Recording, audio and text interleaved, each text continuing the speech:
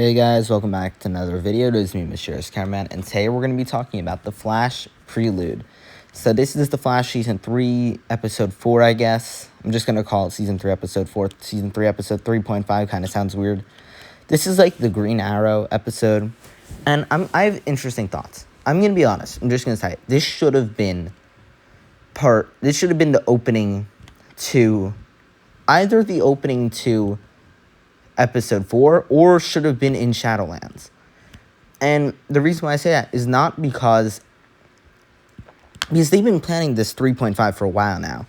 And honestly, I know Shadowlands was long, but this was like a short film. And I didn't hate it. I'll say I didn't hate it. But it felt like a very short episode of The Flash, and then kind of just ended. Like, I feel like this could have actually been very interestingly done. Like, it felt like kind of how like The Flash is broken up into different plots. This is just like the C plot as it said, and then it's not broken up. So it's like, it's very weird, because it's like, how did we first get to Savitar? I don't fully remember how we got there.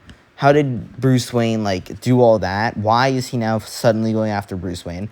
I feel like there are many things that just kind of happened, and I feel like with everything that happened in Shadowlands, how it ended, this actually thing could have been a very interesting thing put it into Shadowlands, and then have Shadowlands just be a very long episode. And I'm honestly not, I wouldn't have been mad if Shadowlands was longer. But, I don't know, I just feel like this was very much like, this is when the C plot actually got interesting. Like, for a while in the story, I didn't really care for what Bruce Wayne was doing. For half the season, it was like, building up. And now that it's like, it had to, like, really rush it almost, I feel. Like, this is the first time we see the suit. And then we go right into Green Arrow versus Batman. And yes, I'm very excited to see Batman versus Green Arrow. I'm so excited to see what they're doing. But at the same time, I don't want it, like, this could have been part of it, because, honestly, this is a 7-episode season of The Flash.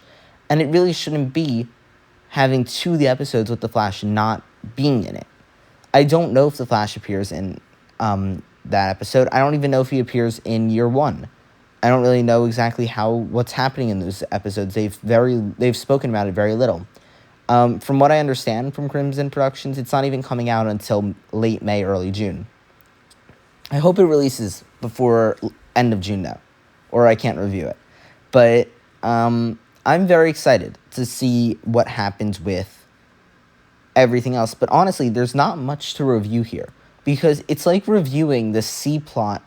Like, it is reviewing the C plots of a fan film, but I can't even call it a short film, because it's kind of just like if you took an episode of The Flash, took out one part of it, and called it a fan film. Like, it's not very easy to review this one, necessarily because it's not treated fully like a full episode. But I can still try my best. I do like Green Arrow. I will say that I thought it was very good, and I think that if there was like a definitive or like a director cut of Shadowlands and they inserted this in, I think it actually could have made it way better. And honestly, I don't even know how difficult that would be to do. So maybe they do that in between, like maybe they release like definitive cut Shadowlands in between this episode and Batman vs. Green Arrow. But I am very excited to see Batman vs. Green Arrow. I want to make that clear. I am very excited to see that. But that's not what we're talking about today. I actually did like a lot of the Green Arrow stuff. I thought his fight with Savitar was interesting. I don't know why Savitar didn't stop the bomb, like the dampening power bomb. Why didn't they just, like, they have super speed.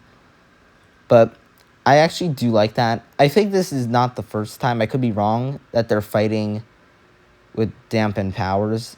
But I actually do like the tasing and stuff, and I thought that was definitely interesting.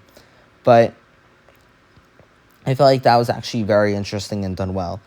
I am curious if the tech guy is still Scott Wilson, the Green Arrow. I think he is. I really think he is. They look very similar, and the black hair is very clearly a wig. So, I don't know.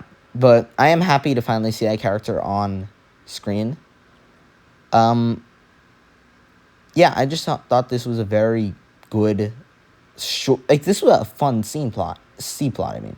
Because, especially once they get done with all this Savitar stuff, Savitar then comes back again to, like, kind of haunt, like to talk to the tech guy, but I don't really know why he talked to the tech guy and just took his taser and walked away. It was a little weird.